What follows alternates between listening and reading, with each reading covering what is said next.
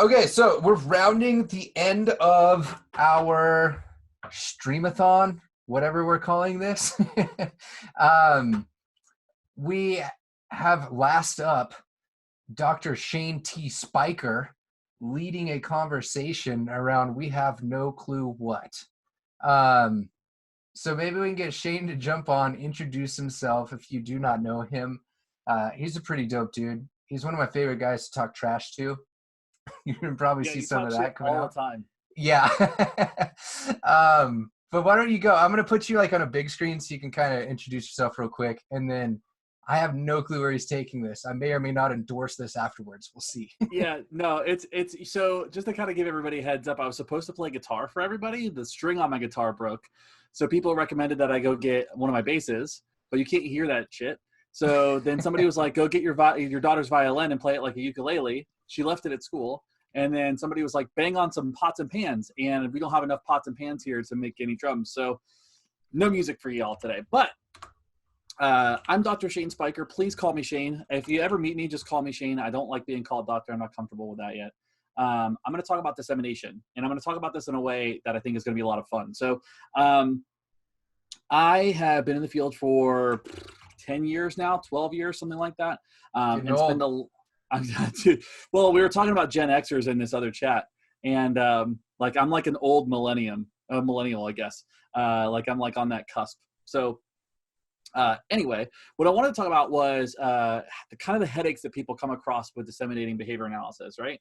So like one thing that I have noticed is a lot of people have a lot of different reactions to talking about behavior analysis. So first of all, how many of you all that are in the chats, if you want to comment in there or anything like that, how many of you all actually describe yourself as a behavior analyst when people ask what you do for a living?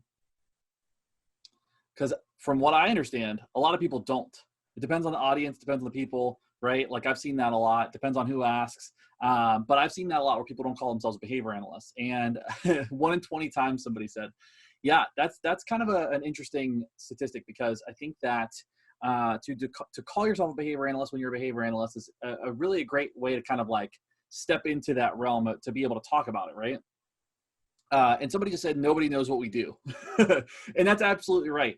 Because the first reaction I always hear is like, oh, nobody knows what we do. Oh, you're a behavior analyst. It must be like, Criminal Minds. And it's like, well, I'm not as cool as Spencer Reed, unfortunately, but hopefully one day I'll get there.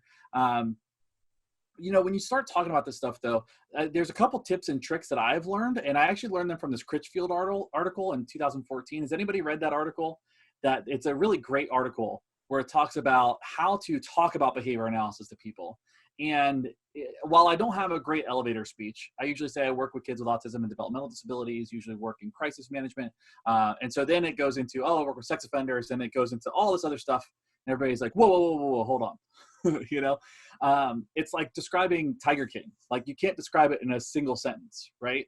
And so what I've learned, though, is how to specifically start looking at how to break this up and how to kind of set like a structure for disseminating this stuff. So the first thing I've learned is that the rat is always right. And so all of us have seen this idea that, there's the people that have had bad experiences with ABA, that have had really poor experiences with ABA, that talk about ABA being abusive, right? And we've all had that experience, and all of us probably react really viscerally to that. Especially those of us who care about what we do and we have these reactions. And so one thing I have to always kind of take a step back from is this idea that it's part of their learning history. It's part of their experience with behavior analytic work. And so whatever that experience might be, it's not for us to decide that was their experience or decide that was wrong. So I always kind of approach this that if somebody's coming to me and saying, hey, this was my bad experience with ABA, this was a problem with ABA, I go, okay, I'm not going to sit here and try to dispel what you did, what happened.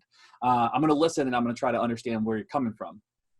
And so I see this a lot where there are some people that are just incorrigible. You're not going to be able to argue with anybody anyway. But this idea that somebody's coming to you with some kind of verbal behavior, right? They're coming to you with something. They're saying something, and we tend to write it off and go, "Oh, no, that's not true," right? So we have to kind of like stop and say, "Hey, this was your experience. How do we work through this, and how do we get through it?" Okay, so that's the first thing I've learned is the rat is always right. The second thing I've learned is that it's not personal. How many of you kind of take it personally when somebody attacks the field or like has a bad experience with the field or says, oh, ABA is abuse, ABA doesn't work? Like we all kind of have that gut reaction, right? I don't know about you, but I always had like a response where I'm like, oh, that sucks. Does anybody ever have that experience? Yeah, Casey says, yeah. Never. Yeah, Jim. Never rides. I was like, no, it's fine. Yeah, you kind of have to learn not to, right? Like you have to learn not to react because it's not about you, right? Like you're not their practitioner. So Mitzi says, yeah, I see that. I don't only because before I came in this field, my son received ABA. So you probably have that experience, right, Heather? Yeah, so that makes sense. So some people, but that's like a thing, right? People take it personally. And I think the other side too is that ABA is not really personal, right? It's all data driven. It's behavioral science. So we don't have to, I mean, we get personal because we care about our clients and we absolutely should, right? But it's so objective. Yeah, I love that, Casey. Objective, baby. Yeah, that's exactly what this is. It's like an objective science. So you let the data guide what you're doing. And so sometimes it's really easy to get into that hubbub of that's not the, Selena, it's called talking about behavior analysis or something along those lines. So that one's a different article though. But yeah, this idea of it not being personal, I've learned that a lot of people have a really hard time doing that because I think that we are very passionate about our field and we do care so deeply about our field. So when you go out and you start talking about behavior analysis, the first thing you do is you have to recognize that it's okay that people don't have that same opinion. It's not your fault, right? Like you don't have to defend it with your life, but you should have an honest conversation about that at some point in time and understand that, people are going to mischaracterize ABA left and right. They're going to mischaracterize behavioral science left and right. I see it a lot when people talk about behavior modification or they talk about cognitive psychology or they talk about all these other things. And you'll find that there's so many parallels and people will be like, oh, well, I do this in my field, but it's not ABA. It's like, well, no, you're using, strategies of reinforcement, techniques of reinforcement. So, and not everybody is persuaded by data. Exactly, Matt. So those are things to look at. It's like, it's not personal. And sometimes that's a battle you're not going to win. But, on as you kind of go further into this, like, the rat's always right. There's some languaging around, what their experience is and what they're doing. It's not personal, right? We're using a science and that's really cool. The third thing is all behavior serves a function. And I think sometimes we forget about that, right? Like how many of you have watched Tiger King? I'm obsessed with this show right now. I'm so sorry if I keep talking about it. So bear with me. Definitely watched it. Here's the thing is even as behavior analysts, some of us have probably stepped back and been like, what is going on? Like what is happening? I think it's easy sometimes to forget that all behavior serves a function. Right, that person that's coming to you and saying ABA is bad. That person, we'll talk about Joe Exotic with his country music career, whatever is going on there. Whatever's happening, it's a bizarre watch, but it all serves a function and it all serves a purpose. And there's always going to be some kind of something that they're getting out as behavior. And that's the same when you're disseminating behavioral science. When you're talking about behavior analysis, and somebody comes to you and says, "Hey, this was my experience with ABA. It was really bad." There's a purpose there. There's a function there. And it's our role to figure out kind of what's going on with that. So the rat's always right. That's number one. It's not personal. That's number two. All behavior serves a function. That's number three. Number four, plan your behavior. Okay. So when you go to disseminate behavior analysis, you have to plan your behavior for behavior change. So start thinking about how you're going to disseminate behavior analysis. So real quick, what is everybody's favorite way to talk about behavior analysis besides in an echo chamber with our friends? Because this is all great, but we're all behaviorists here, right? So Rose says, I love analyzing how they got to that point, slowly shaping what's ethical and right since they receive reinforcement. Yeah, absolutely. Storytelling is a lot of fun. I love storytelling. It's a science of learning. Yeah, real life examples are really great. For sure. I love Brandon's talk about like a real impact, right? Like seriously talking about how that influenced an entire school district and how that impacted that. Like that's a real thing. And that's really cool to see. I like to talk about it, but to talk in behavioral terms is aversive due to my learning history. Yeah, Selena, I believe that. Data, everybody uses ABA, whether they know it or not. Yeah, for sure. Data, like I love the idea of data. And you learn through the principles of learning. Yeah, I mean, I love having those conversations because when you start talking about behavior analysis, like you are changing your behavior so that you can use that as a vehicle to get the science out, right? So see, isn't this better than me doing like third eye blind covers? This is way better than that. So No. Hard disagree. Hard disagree. I will make sure that we have a redo on this Third Eye Blind covers. I do know Wonderwall too, so that's I still don't understand why it can't be like a cappella or something. Because I can't sing. Like, So? you don't want to hear me sing. It was going to be a group activity. Yeah, we'll have to redo and try to get this. I wanted to get Meryl. I can strum some different tunes. We'll figure it out. Yeah, we'll make it work next time. It'll be all right. So yeah, see, and I could play Wonderwall too next time. That'll be fine. So when you start talking about this stuff, though, like getting it out there to people and talking about behavior analysis, yeah, Dimitri's playing. He knows some stuff. We can get him on this. So when you start talking about behavior analysis and planning for behavior change, one of those things that you have to start looking at is what your behavior entails, right? How are you going to change your behavior so that you can get that information out? And one of those things that we've talked about is maybe you don't call yourself a behavior analyst. Maybe you call yourself a behavioral scientist or something along those lines. You call yourself something different, you know, but I think that there's something important in understanding how your behavior is going to be changed and influenced depending on what you want to talk about, right? Or depending on the day. Yes, Matt, please, can we do a version of the B sharps? Can we play on top of Moe's? There is a Moe's in Orlando that we could probably do that with. So, you know, but this idea of your behavior has to shift and change in context of certain contingencies to be able to talk about ABA, right? So Marjorie says, yes, honestly, professional students don't have to report elopement. He's not assistant IP meeting. Yeah, okay. I always say that the parent's behavior has a purpose. What happened before, during, after the behavior, data. Yeah. I mean, those are big, those are important concepts to start looking at. So please, can we play Baby on Board, Matt? Oh, I adore. See, I know that. I know some of it. All right. So we've got these four talks right now, or these four parts, right? We've got the rat's always right. We've got that it's not personal. We've got the behavior serves a function and that you're going to change your behavior specifically, right? So number 5 in this is going to be recognize that behavior changes gradually. And we kind of can do that already, right? We already know that behavior is shaped over time. And so that's not even a big problem, really. So one thing that we have to start considering, though, is like when we start talking to people about ABA, and one of my favorite things that I talk about when I talk about ABA is this idea that I'm not going to change your life overnight, but I'm going to give you these tools and tips and tricks, and your behavior is going to change briefly. My favorite story is I was working at like this like kids gym, and this woman comes up and says, "Oh, I don't believe in ABA. I don't believe in what you do. It doesn't work." What did she say? She's like, "Oh, most people don't even really do ABA the real way. They're not doing the Lavas method, so they're not really doing ABA and this and that." And I was like, "Okay, I'm not going to get into a whole thing with that." But what I kind of learned was this idea that, you know, I was like, okay, like I'm not going to be a jerk about it. Like you have your thing, that's your whole learning process. And so she came up later and she goes, "Hey, listen, so my son does this thing and I can't get him to leave the gym without throwing a tantrum. I'm like, do you have any recommendations?" And I just wanted to be like, "But you don't believe in anything that I do." So I was like, well, like, just like do like a basic if-then contingency. If you want to do this, or like whatever, what are you doing after this? I kind of did like the pre-Mac principle thing, and she got the kid out without tantruming, and I look at out the window as she's walking by, and she's going. And I was like, those little wins kind of change people's perspective on behavior a little bit. So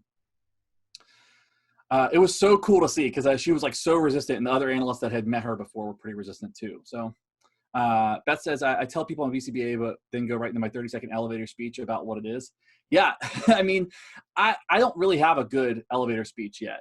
So I think most of us believe in ABA, though. I like that idea. So ABA is cool. Yeah, it sounds cool. That's actually how I got into the field. I was like reading a treatment plan, and I was reading a treatment plan. I was like, "Oh yeah, this ABA thing sounds really neat. It sounds cool. I might do that." So, and then they're like, and then my boss at the time made a phone call and was like, "Hey, can you take a punch?" And I was like, "Yeah, okay, that sounds cool." So I left serving coffee to go get hit. Nice. Yeah, it was good. It was good stuff. I took a science communication class, and it was how to communicate your research to people outside of your field. And we had to draw an audience, like a fictitious audience out of a hat, and give our 2-minute, like, so I gave the example, one was like a kindergarten class or somebody you met at a bar or a wedding. So like, that's really good practice for kind of like code switching our jargon. Yeah, that's awesome. That's a great activity. We should start doing that. We should start practicing that and do a whole CE event on that. That'd be great. Could you imagine? I could imagine explaining behavior analysis to a kindergartner. Like, oh, you've seen, I'm just trying to think of how I could do that without comparing people to dogs. Oh, they've seen plenty of people that need help with things. And so Yeah. that's just our job, is to help them. So that'd be a fun exercise for sure. So number 6 in this whole laundry list of stuff. There you go, Megan. You like dessert, right? You like cookies, yeah? So number 6, pick your battles, right? We can't win every single battle. And that's something I've kind of learned, is that there are some people that are just going to be, there was a few years ago, I wrote this article called Do No Harm, Take No Shit, and it got a lot of circulation. It was a lot of fun. But what was interesting is I got a lot of flack from the anti-ABA community. And I was like, I'm not going to fight this group right now. Like, this is not the battle that I'm willing to pick. I mean, Ryan, you were there for all that. Yeah. Yeah. There's not often that you get like 10,000 reads on a blog overnight in our field. It's circulated well. Yeah, and it got a lot of, it was fun. It was fun, but it was one of those things where it's like, I literally just don't even have the energy or the space to make this, to do this fight. Yeah. So sometimes you get to pick your battles, right? Sometimes they're bigger battles, like you're talking about systematic changes and stuff, and you don't really have, like, as one person may not have the time to do all that. So you have to kind of be mindful of that as you kind of disseminate this stuff. Prevention is easier than managing. And we've had that conversation several times. This is number 7 in this list. As you start proactively disseminating, we actually just talked about this on the Why We Do What We Do podcast today. We were talking about triage and we're talking about preventative triage, because that's the episode that's coming out in like a month. And this idea of education, we're going to educate, provide resources, provide tools, provide readings, provide all this stuff that we could really help to, I guess, maybe further the field in the public eye. I think that a lot of people do that and do that really well, but I think there are a lot of behavior analysts that don't do that really well. I think Pat Fryman said somewhere, and maybe he even said it on Matt Sikoria's podcast, was on behavioral observations. He said something along the lines of, we're the only field that insists on other people using our language. And so it's one of those things I remember that kind of stuck with me wherever I heard it. I don't know where I heard it, but I did hear him say that. And he said, we're one of the only fields that insists on other people talking about positive reinforcement as positive reinforcement and not using that layperson language. So as we start kind of educating people, education is a prevention method, right? Teaching people tools, teaching people tricks of the trade, getting them that information is going to be really critical. Number 8, we kind of talked about this and we all do this, is use your data, right? Number 9, practice. Okay. So this idea of practicing your elevator speech, some of the ideas of like, I don't have a good elevator speech. I've been doing this for a long time and I still don't really have a good one. But I don't practice my elevator speech. So some people have a really hard time with that. So how do you get people to actually engage in a good elevator speech and talk about something that is, get it across to somebody in a really quick and succinct way in some kind of bite-sized method. So real quick, for the people that can hear me and the people that are engaging, what is your 1-sentence elevator speech that you would kind of throw out there in discussing behavior analysis? When you tell people what behavior analysis is or what you do as a behavior analyst, like, what's your elevator speech? I'm interested to see what comes out. This is not mine. It's stolen, but I liked it the best. Somebody was talking about how their husband was an architect and he designs building, and she said she designs people's lives. And I thought that was really cool. But I usually just say I coach and support families and teachers to improve lives, something like that. I like that. That's good. All right. Somebody said, help people change the things they want to change with things they like to do. Jamie, I love that. That's so good. Matt said, I use the science of behavior to help solve learning and behavioral problems. For sure. I think that's good too. I think it's awesome. Like, that's exactly it. Like, and that's the thing, is like, what's really cool about what we do is we are scientists, right? Like, we are scientists on our day-to-day basis. So I love telling people that I'm a scientist, It's and Megan said, it's why you do what you do. That we understand the science of behavior is why we do what we do. And going back and talking about that I think is really cool. So she also said, I work with people to increase the behavior they want to see more of and decrease the behavior that gets in the way of them getting what they want. I love that. So Beth says, using data to measure how behavior changes my window isn't totally open on that. Let me see. As the things in the environment change. Yeah, absolutely. For sure. 100%. So Carrie, Dr. Trump says, I study persistence. So I give them the quote about Warren. She is warned or she was warned, given an explanation. Nevertheless, she persisted. Sorry, I totally like botched that for you. Sorry. So Deborah says, I give humans treats when I see their behavior change in positive ways. I mean, that's not wrong, right? So there's a marketing term, unique selling or proposition. Yeah, this is so great. I love it. I love it. You all are fantastic. Work with individuals, teach them skills on how to live a more independent, fulfilling life. I love that. So here's the thing. We're all saying the same thing, and we're trying to get it out to people, but for some reason, people still don't know what we do. So I think the first part is like, now we know how to talk about behavior analysis in a really succinct way, or we're kind of getting there, right? Teach alternatives. I work with families to change what they're willing to change. I'm a coach, and the families are the players. Yeah, I mean, these are really cool ways to talk about what we do. But for some reason, we still have this problem, right? We still have this problem of talking about behavior analysis in a really good way, or getting it out to people that really need it. So ultimately, what it comes down to, and number 10 point of this article that I think is really important, because this gets to the core of the problem, is that the problem with mischaracterization in our field, and the problem with the people not knowing what we do, is a failure of our dissemination. So we don't talk about behavior analysis in a good enough way to get it out to people so that they know or understand what we do.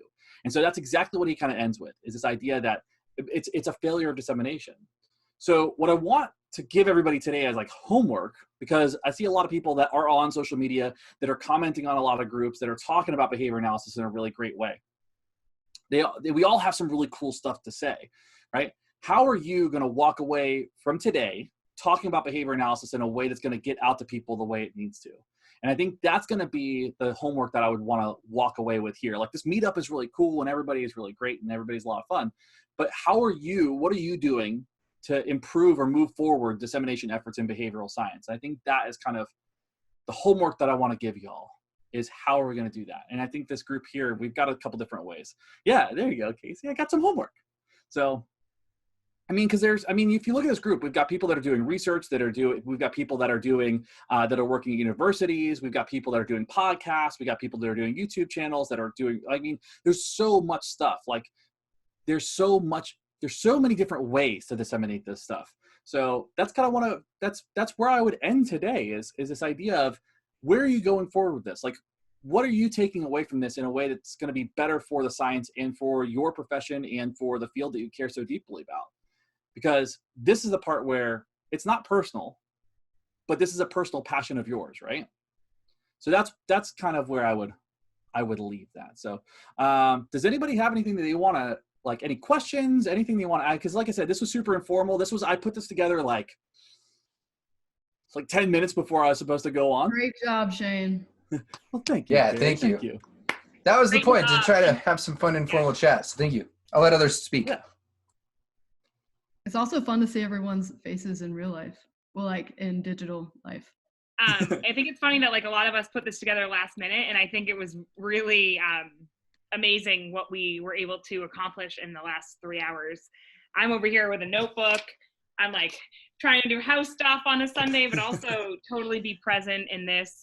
Shane, that was so cool. And just, I think all of us just coming together, and there's so many different platforms to disseminate and so many ways to do it. And how do we do it so that exactly we're not those assholes, right? Yeah, exactly. Let's not be those assholes. Let's be like, exactly. You had a lot of great points. So thank you so much. Yeah, I think Critchfield for that one. But it's cool to talk about. Like, people might have missed that article, right? Or like there are just some really cool articles out there that talk about this kind of thing in particular that people might miss.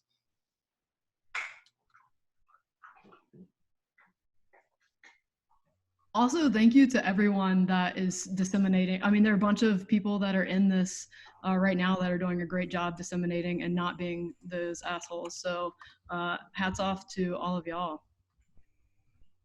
Can I also say I like being in a forum where I can say asshole without really any sort of professional repercussions? Yes. That feels good. Totally be friends with us over here. Yeah, that's what I hear.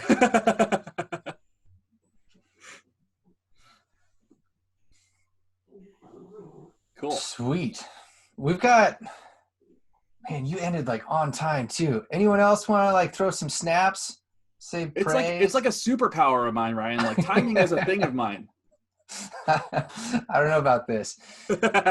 Clearly, you weren't timing like having extra strings at your disposal for That's your guitar. That's different. That's preparation. That's not timing.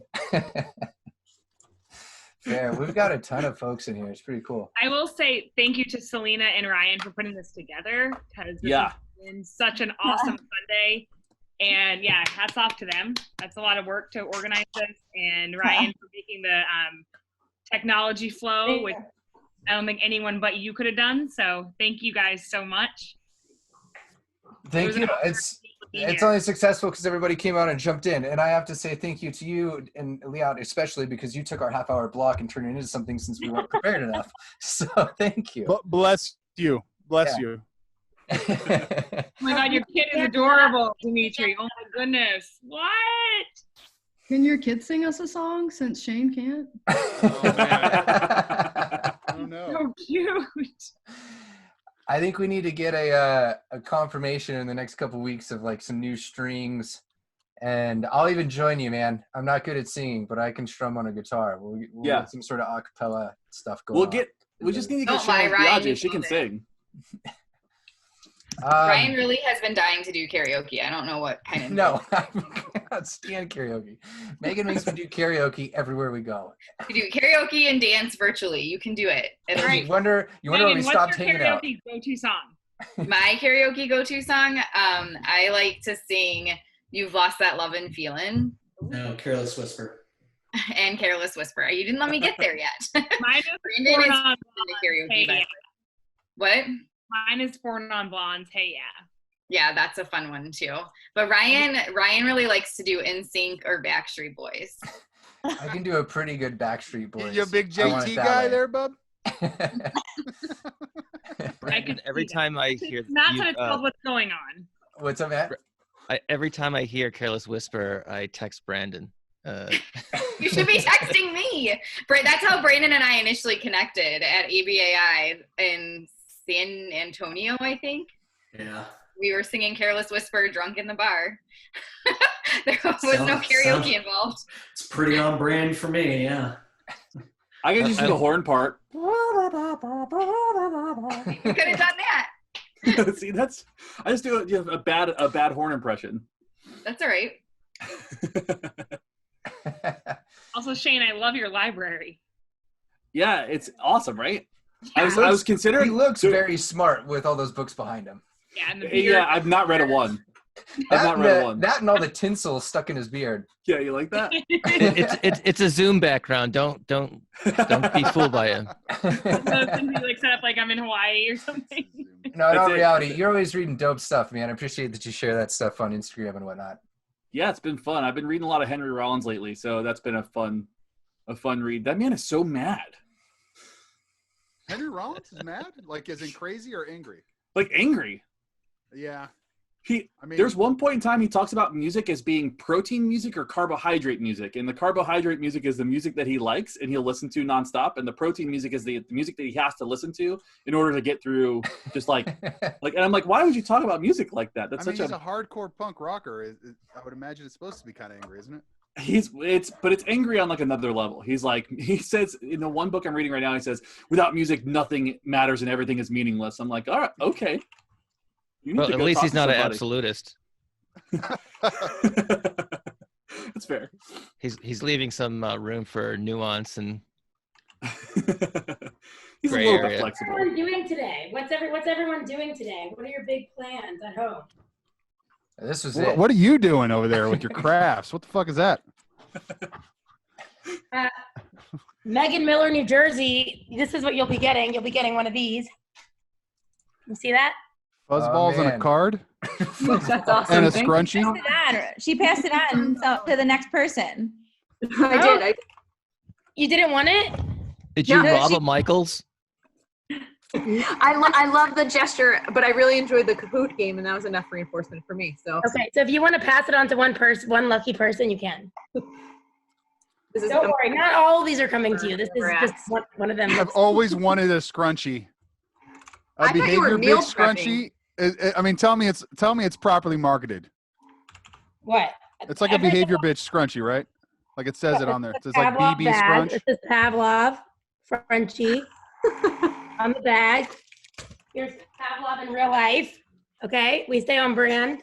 Scrunchies to pull your hair up when you're studying. We're all gonna need one after this is over. We're all gonna need a scrunchie. I know, like my bush needs one. Just lightening things up. Jokes. Oh, on brand. Always found braiding is more efficient. Okay, I just have to really say that this is just like really crazy to see just so many people that I listen to like on a regular basis, like all in one Zoom right now. Like just a complete honor just to have all you guys here and like to listen to you guys. Like again, huge honor just to talk with you guys.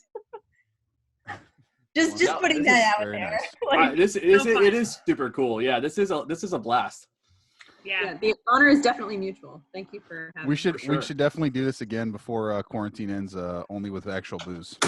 Yeah, no, we can you're definitely switch And it up guitar to strings. We have some time. Sloppy Zoom sounds a lot more fun. Sloppy drunk- Zoom with We A have guitar drunk strings? history. Booze? Drunk history with some guitars. Yeah, sure, we can jam it out, dude. Ooh, could we do a drunk behavior history? Ryan, you Yeah. do watch Drunk History? You watch No. some like I have some not watched like it, but I know the reality concept. show like that? Sorry, I don't, but I know the concept. Oh, Guitar Ryan. history. It's easy. You get drunk and you talk about history. Ryan doesn't Yeah. have time. He has to read all the That's stuff the title. he wants to. We'd have to figure out a way to like keep the cadence to where it's not too sloppy. It's almost like, but You that would need, work like a really well. host, like a real person to look to, like Ryan. Let's, We should pre-record We it. can all get assigned like a famous like behavior person that's done good work. I hate to say behavior because their work is good, maybe not them. Yeah. But we can then like create an outline, and so like we have something to go by. Or we do like Jeopardy, like a Jeopardy game Ooh. where it's like all kind of different like behavior, ABA questions and. As long as it's not on pop categories. culture, I'm down. 'Cause I I'm suck done at with pop culture. I'll never do that again. Oh, I don't know any keep of up it. with the pop culture references. I love that. that. Oh my god, I am not Poppy. I don't know any of that shit. So Aw. it sounds like But we I need do a. have, I have a Jeopardy made for ABA, so that would be a fun thing. So it sounds like we need a fun, chill drink sesh of some sort, as well as a jam Let's session. make it of a some drinking sort. game. That's fun. You don't even Um, drink. Drink. I hate drinking, but I'm trying to be cool here. Well, I'm totally down risking the possibility of this completely blowing up and going south because it sounds really fun. I think we can pull it off. I Why mean, not? We did this. What do we have to lose? Everyone's already lost their jobs. That's true, actually. Fuck it, we might as well go We're for all it. basically fucking unemployed anyway. Who cares? Go for the gold. Yeah, I'm just having to go. We're all just screwed. Right before they turn Sad. the internet So off. One more- sad and one so more true. shebang. All right, let's end it there if that's cool with everyone. Let's figure out. I'll figure out some potential times where we can do something like this again. That's in a different vein like that. So, wishing everybody the best. Thank you again to everybody that made it a thing. And yeah, this was rad. Thank you. Super fun. Super dope. Cool. It was really, really If anybody wants to stay on the Zoom for some reason and chat with other folks, totally go for it. I can leave the window up if you're like, hey, I wanted to talk to so and so.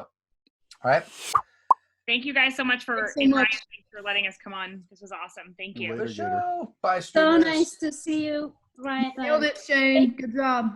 Bye, Thank Yoda. you. It was so good to see you.